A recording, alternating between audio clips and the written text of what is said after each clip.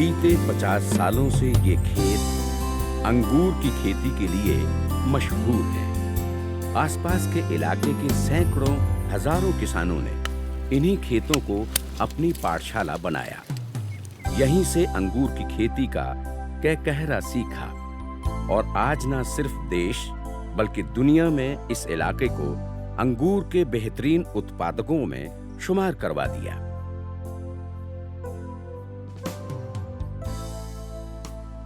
पूरी दुनिया में चीन अंगूर के उत्पादन में सबसे आगे है। चीन के बाद Italy, America, Spain, France, Turkey, Chile, Argentina और ईरान का नंबर आता है।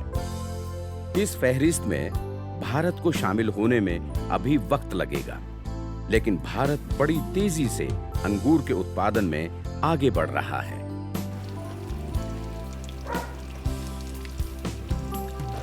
एक आंकड़े पर नजर डालें तो साल 2001 से 2 में अंगूर का उत्पादन 47.5 हजार हेक्टेयर में होता था। वही साल 2010 से 11 में यही आंकड़ा बढ़कर दुगने से ज्यादा यानी 111.4 हजार हेक्टेयर में हो गया। वहीं उत्पादन को देखें तो साल 2001 से 2 में 1,184 हजार टन था, जो 2010 से 11 में बढ़कर 1,235 हजार टन हो गया। दरअसल भारत में सबसे ज्यादा महाराष्ट्र, कर्नाटक, आंध्र प्रदेश, तमिलनाडु, पंजाब और हरियाणा में अंगूर की खेती होती है और इन राज्यों में महाराष्ट्र सबसे आगे है। महाराष्ट्र में भी सोलापुर और नासिक सबसे आगे है। उसके बाद नंबर आता है सांगली का, और जब सांगली की बात आती है तो इस इलाके में नाम आता है सुभाष दत्तात्रेय का।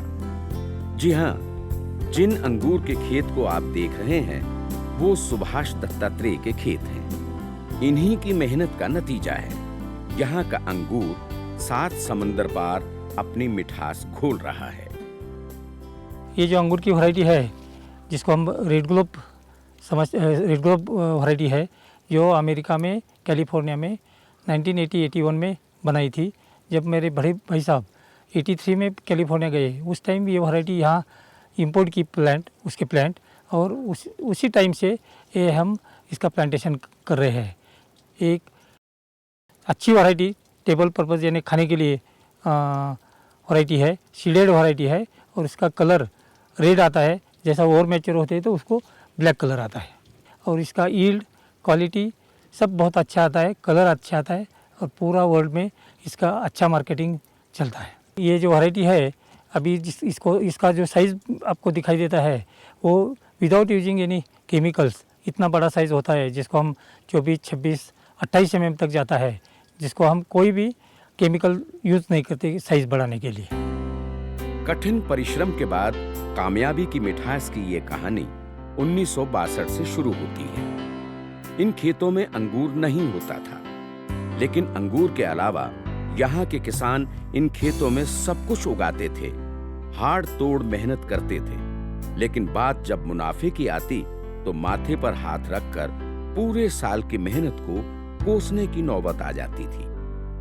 सुभाष दत्तात्रेय उन दिनों युवा थे, खेतों से नाता था, लेकिन खेती की समझ नहीं थी।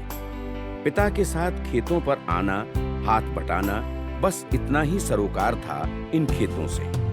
लेकिन आने वाले वक्त में इन खेतों की तस्वीर और तकदीर बदलने की जिम्मेदारी सुभाष के कंधों पर ही आने वाली है। ये तो सुभाष दत्तात्रेय ने भी नहीं सोचा था। वक्त अपनी पटकथा लिख चुका था।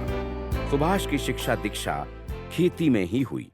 सुभाष दत्तात्रेय ने कृषि में ही स्नातक और स्नातकोत्तर की डिग्री ली।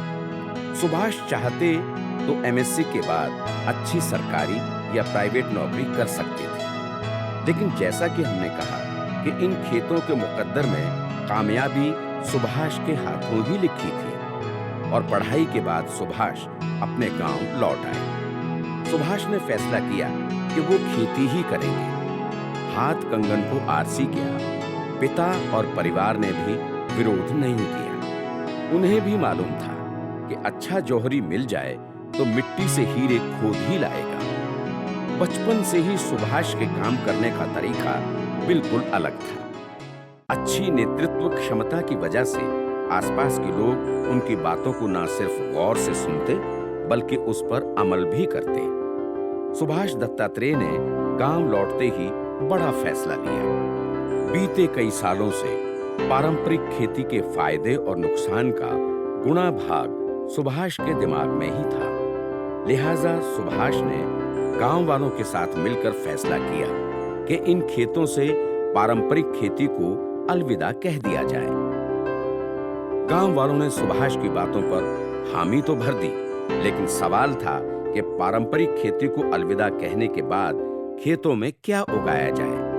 उस समय नासिक और सोलापुर में अंगूर की खेती का चलन बढ़ रहा था। सुभाष ने फैसला किया कि इन खेतों में वो लोग भी अंगूर की खेती करेंगे।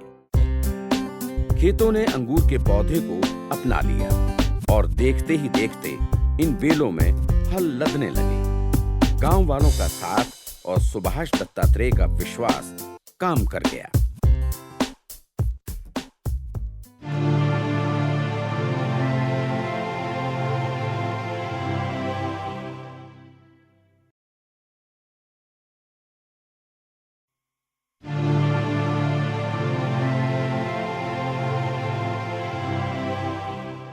बड़ी ही मुश्किल होती है अंगूर की खेती।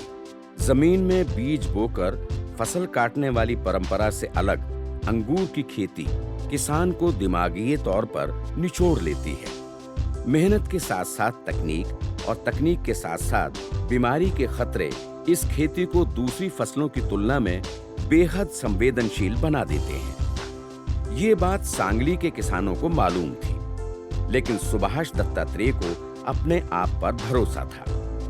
खेती की पढ़ाई करके लौटे सुभाष दत्तात्रेय को मालूम था कि जो फसल जितनी मेहनत मांगेगी मुनाफा भी उतना ही देगी। सुभाष ने सबसे पहले नासिक के उन किसानों से संपर्क किया जो अंगूर की खेती कर रहे थे। उनके खेती के तरीकों को समझा, चुनौतियों को जाना और फिर सांगली में अंगूर की खेती का ब्लूप्रिंट तैयार कर लिया। अंगूर संसार के उपोष्ण कटिबंध के फलों में बड़ा ही खास महत्व रखता है। हमारे देश में 620 ईसा पूर्व ही उष्ण कटिबंधीय क्षेत्र में अंगूर की व्यावसायिक खेती शुरू हो गई थी, लेकिन बीते 6 दशकों में अंगूर की खेती ने जबरदस्त रफ्तार पकड़ी। अंगूर की जड़ें काफी मजबूत होती हैं और ये रेतीली दोमट मिट्टी जिसमें जल का निकास अच्छा होता है वहां सफलतापूर्वक उगाया जाता है। अंगूर की खेती के लिए गर्म, शुष्क और लंबी अवधि वाली ग्रीष्म ऋतु अनुकूल मानी जाती है। अंगूर की खेती का प्रवर्धन कलम के जरिए होता है। शुरुआत में हर नई खेती की तरह अंगूर ने भी परेशान किया, लेकिन धीरे धीरे हाथ रमा हो गए। खेतों ने अंगूर के पौधे को अपना लिया और देखते ही देखते इन बेलों में फल लदने लगे। गांव वालों का साथ और सुभाष दत्तात्रेय का विश्वास काम कर गया।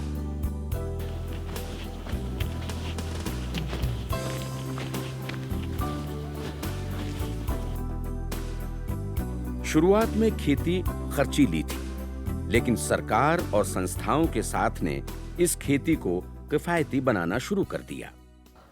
ये ऑटोमेटिक वेदर स्टेशन है।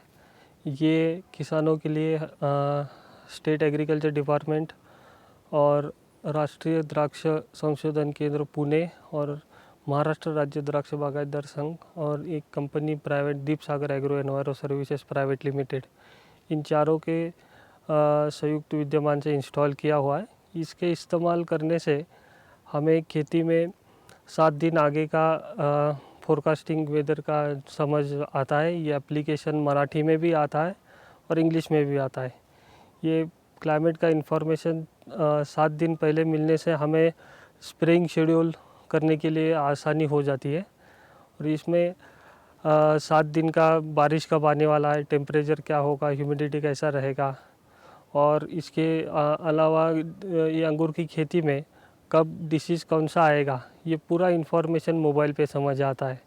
तो इसमें हर एक घंटे में क्या क्लाइमेट रहेगा वो पूरा इन्फॉर्मेशन ये एप्लीकेशन के थ्रू आ जाता है। तो ये इस्तेमाल करने से 2 साल से हम लोगों ने हमारे जो स्प्रे होते हैं अंगूर के खेती में, ये हम लोगों ने बहुत कम किए हैं। ये जब नहीं था तब हम लोग मैक्सिमम 28 स्प्रे पूरा सीज़न में करते थे डाउनी और पाउडरी मिल्ड्यू के लिए। ये 2 मेजर डिसीज़ है, उससे अंगूर में बहुत नुकसान हो जाता है। तो ये एप्लीकेशन यूज़ करने से हमें बहुत फ़ायदा हुआ है। तो इसमें जो NRC ग्रेप जो है राष्ट्रीय द्राक्ष संशोधन केंद्र, उनका जो स्प्रेइंग शेड्यूल है उनका हिसाब से हम लोग यहाँ पे स्प्रे का इस्तेमाल करते हैं। तो ये अभी हम लोग मैक्सिमम 17 स्प्रे पहले साल में किए थे, यानी 10 स्प्रे हम लोगों ने कम किए थे। तकनीक ने खेती के खर्चे कम ही नहीं किए बल्कि क्वालिटी को भी बढ़ाया। पहले जो अंगूर आसपास के स्थानीय बाजारों में जाता था, अब वही अंगूर दुनिया के दूसरे बाजारों में जा रहा है। सुभाष दत्तात्रेय अंगूर के एक्सपर्ट हो चुके हैं। पूरी दुनिया में एक्सपर्ट के जो मानदंड तय हैं, उन मानदंडों पर सांगली के खेतों का अंगूर खरा उतर रहा है। जाहिर है विदेश के बाजार में अंगूर ऊंची कीमत ले रहा है और किसानों को चौगुना फायदा दे रहा है। इस स्प्रे शेड्यूल का ये फ़ायदा हुआ है कि पहले रेसिड्यू कौन सा मॉलिक्यूल यूज़ कर रहे हैं ये पता नहीं चलता था। इसमें हमें हर ग्रोथ स्टेज के हिसाब से स्प्रे का इन्फॉर्मेशन दिया जाता है। अगर मानिए मेरा ग्रोथ स्टेज है 44 डेज का, तो उसी में NRC ने कुछ 8 मॉलिक्यूल का इन्फॉर्मेशन दे के रखा है, तो वही हम केमिकल इसमें यूज़ करते हैं। तो इसके पहले ये हो जाता था कि कौन सा भी मॉलिक्यूल किसी भी टाइम पे हम लोग यूज़ करते थे, तो इससे क्या होता था कि उसका रेसिड्यू का इंटरवल बहुत दिन का हो या कम हो वो पता नहीं था। तो ये यूज़ करने से हमें रेसिड्यू भी कम हो रहा है और क्वालिटी भी अच्छा आ रहा है ग्रेप का।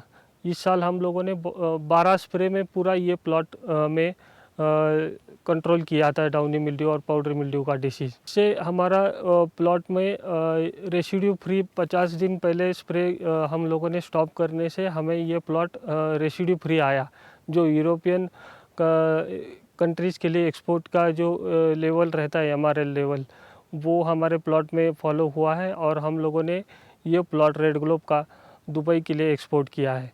तो इससे फ़ायदा हुआ कि हम लोग जो लोकल के लिए मार्केट के लिए सोचे थे करने का, वो एक्सपोर्ट हुआ और इससे हमें पर केजी के पीछे 20 रुपए का फ़ायदा ये यूज़ करने से हुआ है। अंगूर के इस बागान में ग्राफ्टिंग एक खर्चीला और सावधानी बरतने वाला काम है। एक बार अंगूर के पौधे को लगा देने के बाद उस पर ग्राफ्टिंग के जरिए किसान किस्मों को बदलता रहता है। ये देखिए, ये शख्स कितनी सावधानी से अंगूर की नई फसल की ग्राफ्टिंग कर रहा है।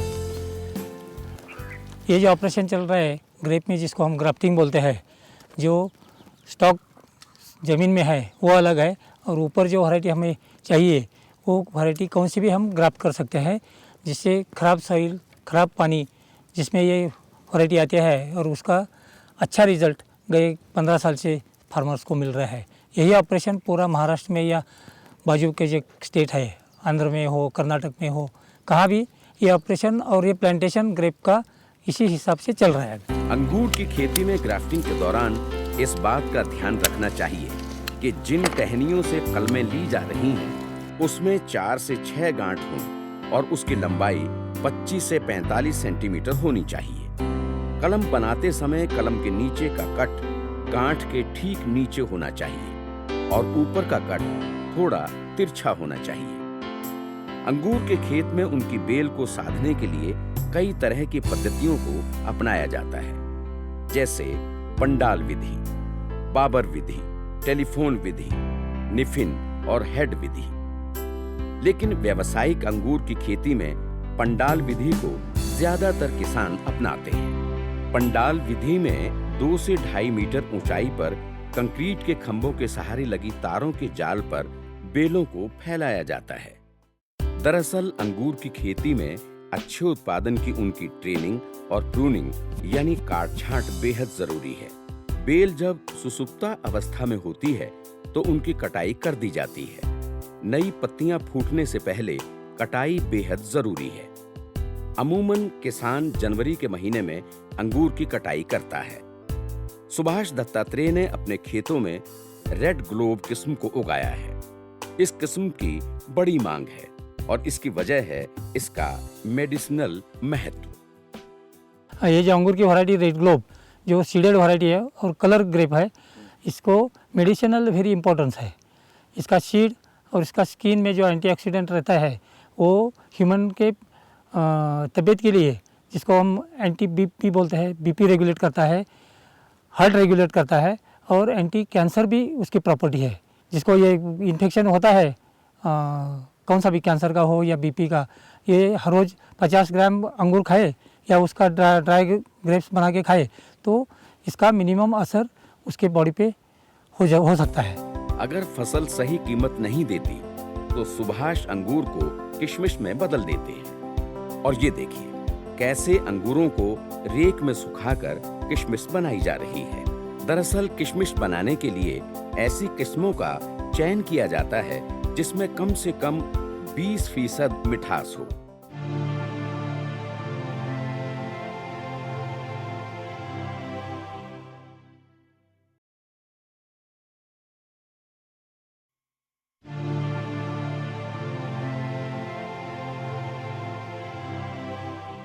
सुभाष दत्तात्रेय के पिता किसान थे। सुभाष खुद किसान हैं और आने वाली नई पीढ़ी भी सुभाष दत्तात्रेय के कदमों का अनुसरण करने को तैयार खड़ी है। 2 बेटों के पिता हैं सुभाष दत्तात्रेय। बड़ा बेटा आईटी में है और छोटा बेटा एग्रीकल्चर में। मेरी फैमिली बैकग्राउंड ऐसा है कि मेरी वाइफ है वो हाउस वाइफ है। मुझे 2 बड़े लड़के हैं। बड़ा लड़का है वो आईटी बन गया है और वो भी अंगूर के खेती में कैसी मैनेजमेंट करने का है वो उसमें काम कर रहा है। दूसरा लड़का है वो एमएससी एग्रीकल्चर पीएचडी हो गया है। वो भी अभी एक्सपीरियंस के लिए थोड़ा सा प्राइवेट कंपनी में काम कर रहा है, जिसका फ़ायदा हमें खेती में जो दवा हम स्प्रे करते हैं कैसा काम करने का है वो सीख रहा है। तीसरा उनके 2 बेटे के हमारी बहू है, वो भी बहुत शिक्षित है। वो भी हमारे यहाँ अंगूर की खेती में कैसे काम डेवलप करने का है उसके बारे में हमेशा हम सोचते हैं। किसानों के लिए खेती करना और फसल को बाजार तक पहुंचाकर उसकी सही कीमत लेना बड़ी चुनौती है।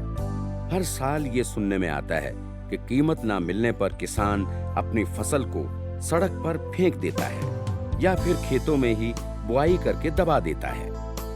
ऐसा अंगूर में भी होता है। अधिक उत्पादन होने पर कभी-कभी किसानों को सही कीमत नहीं मिल पाती, लेकिन सुभाष के पास इसका पोस्ट हार्वेस्ट प्रोसेसिंग मॉडल है।